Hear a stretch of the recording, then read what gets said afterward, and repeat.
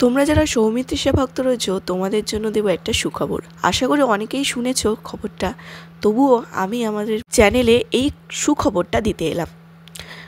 আনন্দলোক পুরস্কার 2025 এখানে কিন্তু সৌমিত্রিষা পেয়েছে অনেকগুলো অ্যাওয়ার্ড।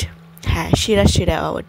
কাল রাত্রি ওয়েব সিরিজটা নিশ্চয়ই তোমরা অনেকেই দেখেছো, প্রথম পার্টটা। যারা যারা এখনও দেখোনি দেখে নাও, খুব ভালো হয়েছে, আমার তো ভীষণ ভালো লেগেছে।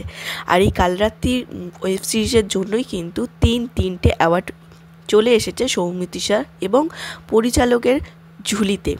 আর সেটাই আমি তোমাদের সাথে শেয়ার করছি এখন, সেই ছবিগুলো দেখে নাও।